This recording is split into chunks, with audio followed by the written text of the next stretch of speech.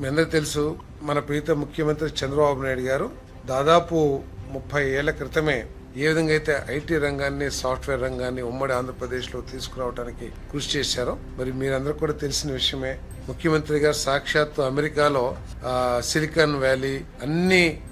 Software కంపెనీలకు వెళ్లి మన రాష్ట్రంలోకి సాఫ్ట్వేర్ రంగాన్ని తీసుకురావడానికి ఏ విధంగా ప్రయత్నం చేశారో, ఇప్పుడు మళ్లీ అటువంటి ప్రయత్నాన్ని క్వాంటమ్ వ్యాలీ స్థాపించడం ద్వారా, క్వాంటమ్ కంప్యూటింగ్ ని ఇక్కడ డెవలప్ చేయడం ద్వారా ఈ రాష్ట్రాన్ని మళ్లీ క్వాంటమ్ రంగంలో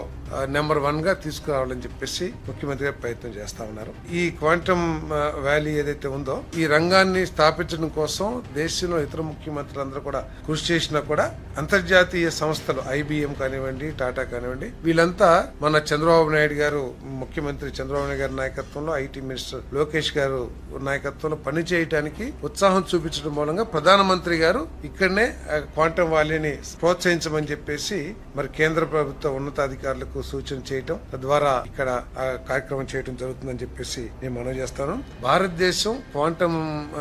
కంప్యూటింగ్ రంగంలో 6th ప్లేస్ లో ఉంటే భారతదేశంలో ఆంధ్రప్రదేశ్ నెంబర్ 1 స్థానంలో ఉందని చెప్పేసి నేను ఈ సందర్భంగా తెలియజేస్తాను. భవిష్యత్తులో ప్రపంచంలోనే హైయెస్ట్ క్వాంటమ్ కంప్యూటింగ్ ని వినియోగించుకునే ప్రాంతాల్లో ఆంధ్రప్రదేశ్ నెంబర్ 1 గా వెలుగొందుతుందని చెప్పేసి కూడా నేను మనవి చేస్తాను. మరి క్వాంటమ్ కంప్యూటింగ్ లో స్కూల్స్ దగ్గర నుంచి యూనివర్సిటీ వరకు కూడా దీంట్లో ఇన్వాల్వ్ అయ్యేట, ఎందుకంటే అల్గారిథమ్స్ వాటన్నిటి కూడా డెవలప్ చేయడానికి యూనివర్సిటీలో స్కూల్స్ దగ్గర నుంచే విద్యార్థులకి తర్ఫీదు ఇవ్వటం కానివ్వండి, లేకపోతే యూనివర్సిటీలో రీసెర్చ్ చేయటం కానీ ఈ మిషన్ లో భాగం అని చెప్పేసి కూడా నేను మనవి చేస్తాను.